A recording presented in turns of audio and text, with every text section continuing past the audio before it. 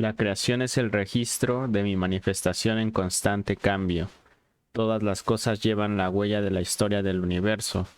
Nada de mi actividad escapó a mi registro. En ella los hombres comparten, porque ellos también son parte de mi yacente naturaleza menor. Así son partícipes en mi perfecta recolección, que es la fuente de todos los recuerdos y la raíz de toda la sabiduría de la humanidad.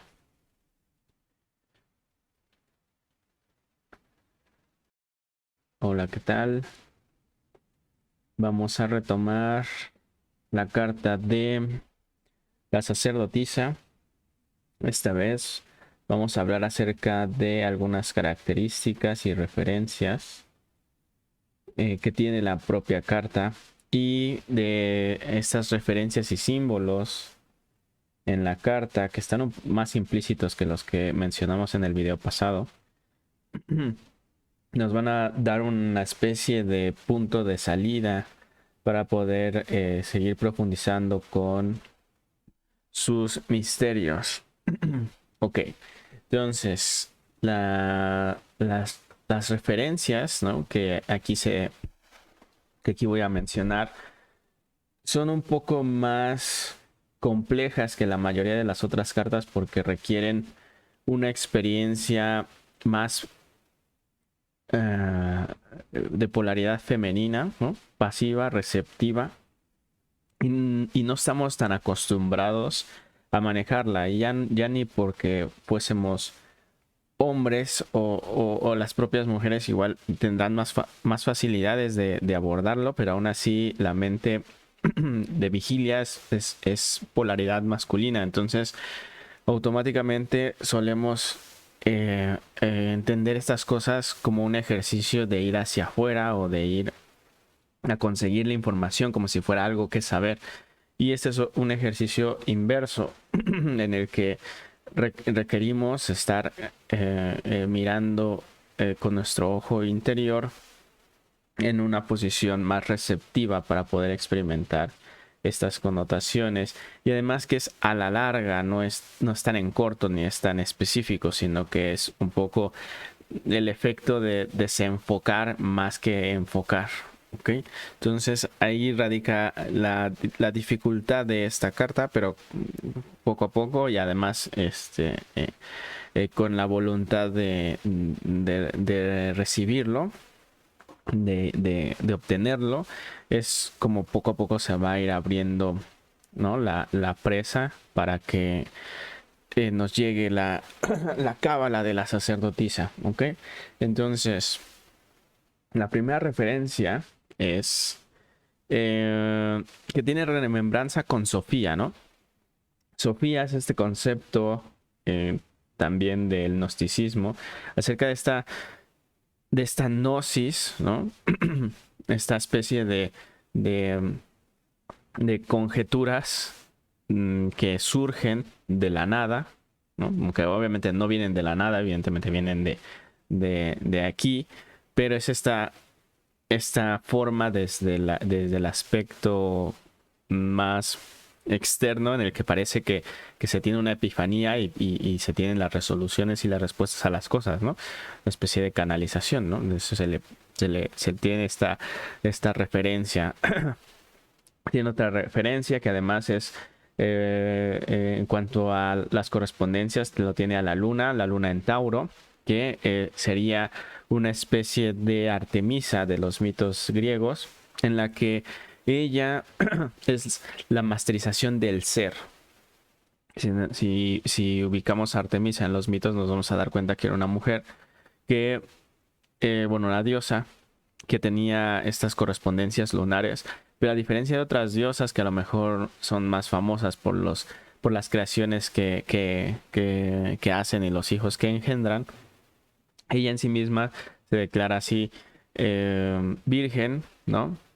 Le hace jurar a Zeus que mantendría su virginidad, y con virginidad se refiere a ser autosuficiente, ¿no? A no necesitar un hombre para valerse. Y además era cazadora en ese entonces.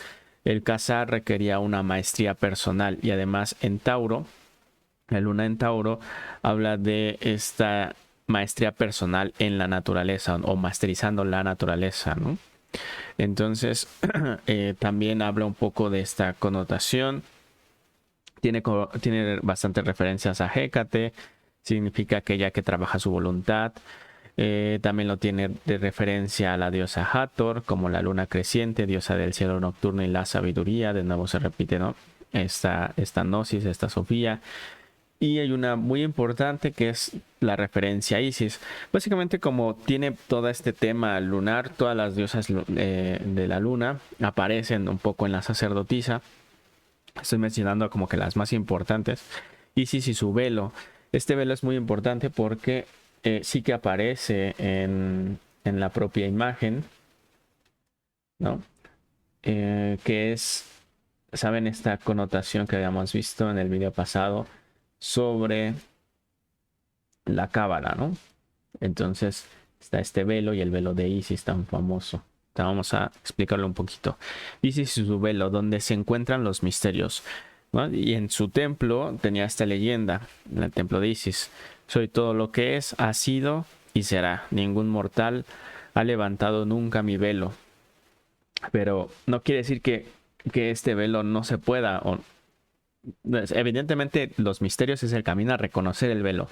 Luego levantarlo implica perder el ego, que es lo que nos mantiene individualizados y lo que nos mantiene, entre comillas, mortales. Entonces no es que no se pueda saber, simplemente hay que recurrir a la parte inmortal en cada uno de nosotros para poder observar ese misterio, ¿no? Y eso es lo que hace referencia también el velo. Es el camino de la destrucción del ego a través del abismo. Y esto como referencia viene de la letra hebrea, ¿no? Gamel o Gimel, que significa camello en el abecedario hebreo. Este cabello que nos permite atravesar los desiertos y además, en esta metáfora, nos permite atravesar el abismo, ¿no? Y atravesar el abismo también es deconstruir el ego. Es donde toda la magia se gesta antes de llegar a Malkuth. Sabemos que Yesod es la receptora de todo el resto de las séfiras, ¿no? Aquí se incuba y termina manifestando, ¿no? nuestra vigilia, ¿no? Sería Malkuth.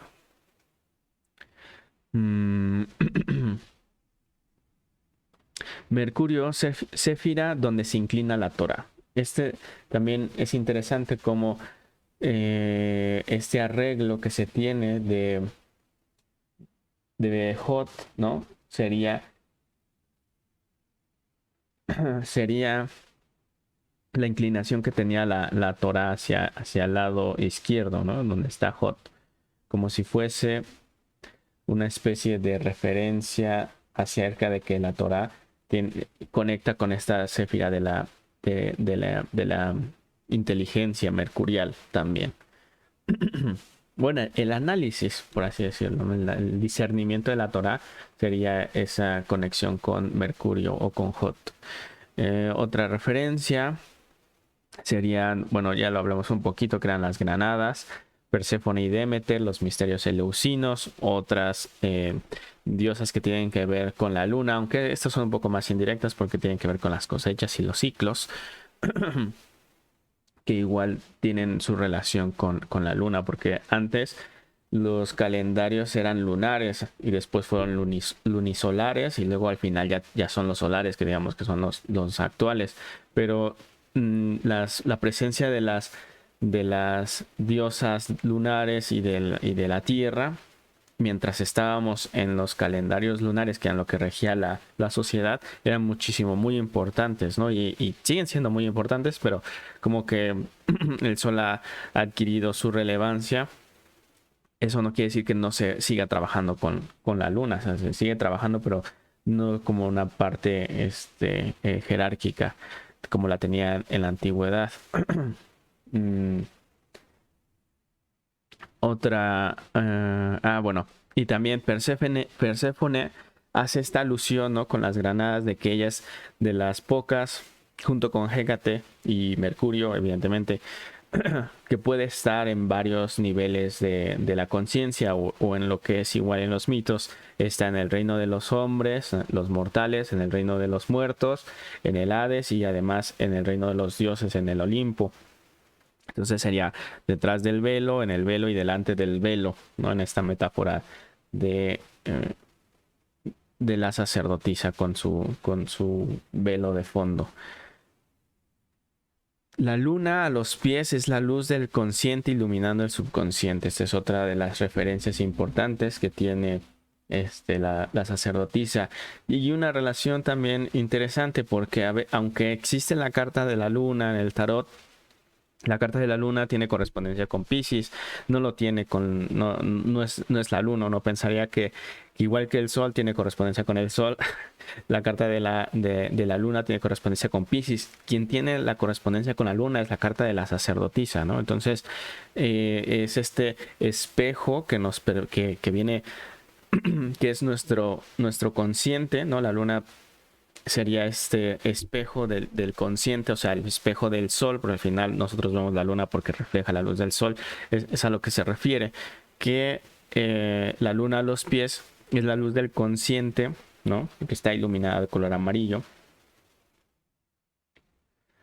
La luz del consciente iluminando el subconsciente. Luego este subconsciente tiene bastante relevancia en la sacerdotisa, que a lo mejor vemos en el siguiente video, ¿no? Expresándolo un poco mejor qué es esto del subconsciente, porque a veces no se entiende muy bien. Subconsciente es una forma de decir todo aquello que no está en nuestra conciencia, entonces podría ser tanto patrones repetitivos o el sabotaje, como puede ser un montón de cosas, ¿no?